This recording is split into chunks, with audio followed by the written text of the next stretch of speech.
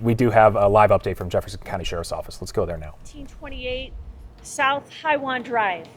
The new bits of information that I have are that we have for sure 3 people who were transported to the hospital. One of those 3 is our shooter. They are all juveniles and all are critical right now.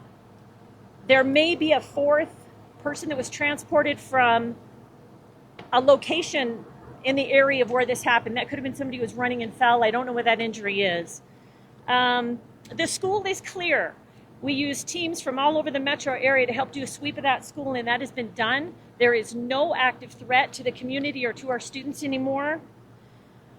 A lot of work for us to do in the aftermath of this, because we have a lot of kids who witnessed, either heard it, saw it, have indicated they were shot at. So we have a lot of interviews we need to do with these kids.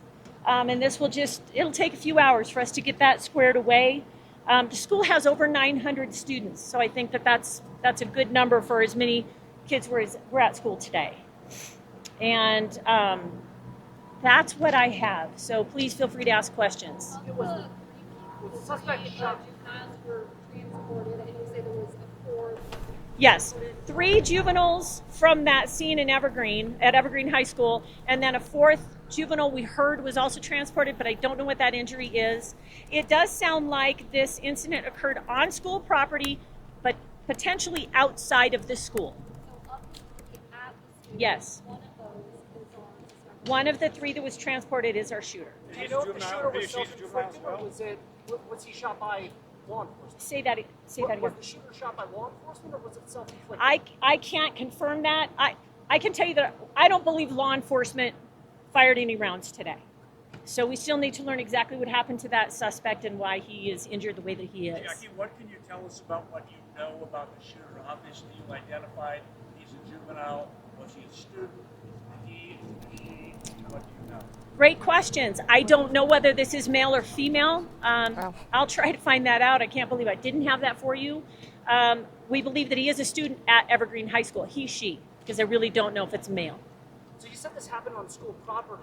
Yes. So this didn't happen actually within the confines of the school itself? Or was it just on the grounds of the school? It sounds like the shooting occurred on school grounds, but outside of the school. We're still trying to determine where our crime scenes are and if we have any crime scenes within the school. We know we have crime scenes outside of the school on school property. How was the law enforcement response so quick this time?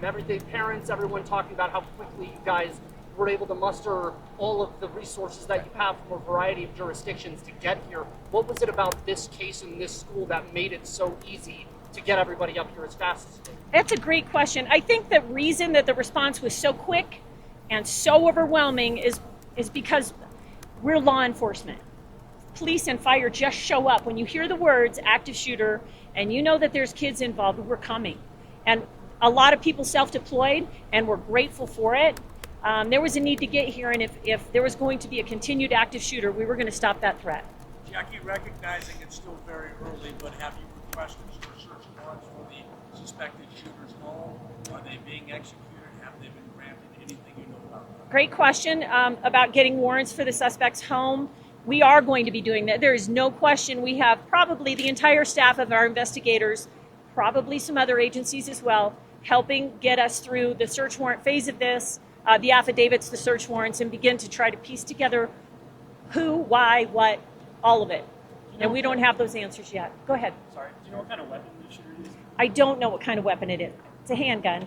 Can you That's what I say heard. do you know if the shots, any of them entered the school physically? Do you have any idea? I don't know. That's part of what they're trying to assess at the scene, is where are our crime scenes. And if we have multiple, we need to protect each of those.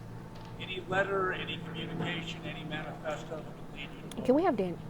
Not yet. Not yet. Any reaction of the parents? Reaction from the parents of, Of the people involved? I'll tell you what, I mean, you've seen it as well as I have if you've been here today for any amount of time. This is the scariest thing you could ever think that could happen. And these parents were really frightened, and so were the kids.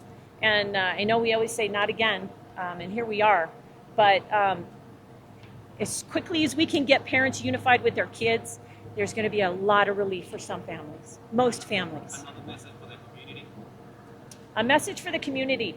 There is no danger. No one needs to be locked down. That school has been swept, so now the hard work begins. We have to protect our crime scenes, and we have to put together a case. And we obviously want to know if we have one single shooter. Did other people know about this? Did other people help? So all the things that you look at in the aftermath. Jackie, you said the call came in at 12:24. Any Yep. idea right now response time of the first officer on scene? Great question. Came in at 12:24. I couldn't tell you the time that the first person arrived on scene, but I would guess it was within a minute or two. Any reason to believe that there may have been any other weapons besides that involved? I don't know that. I don't know if this suspect had more than one weapon, but we will learn that. And are you guys investigating any crime scenes that are not on school property?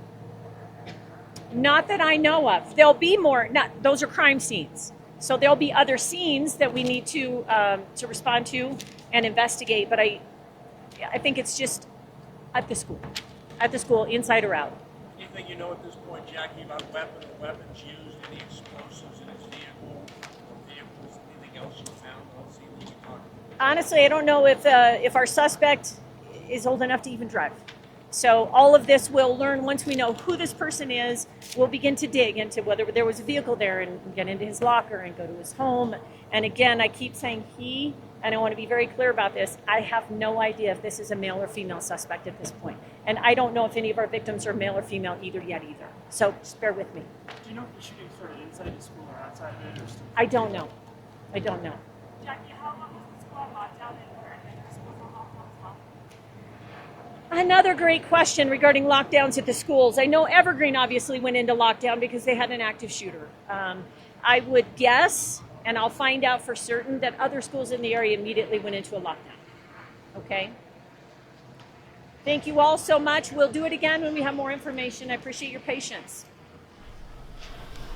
All right, that was Jackie Kelly, Public Information Officer for the Jefferson County Sheriff's Office. I do want to hit 3 important points really quickly here that Jackie was able to confirm. There is no active threat right now to the school or to the community, so that is very important to know. No active threat. For the past couple of hours, law enforcement officers have been sweeping the school, going room to room. The school has been swept. Again, it is now deemed secured. She did say that she does not know the gender of the 3 juveniles that were transported to the hospital. But Jackie again did confirm that one of the 3 is considered to be the shooter in all of this, which led to some questions. How was the alleged shooter shot? Jackie said she does not believe law enforcement fired any shots in all of this. So I think those are very important points to know just off the top. Latest information we are learning from the Jefferson County Sheriff's Office. Right. Not able to confirm exactly how the suspected shooter had that gunshot wound and also was in critical condition, but like she said, she does not believe law enforcement fired any shots, which is an interesting point here as we start to piece together more of this information. Let's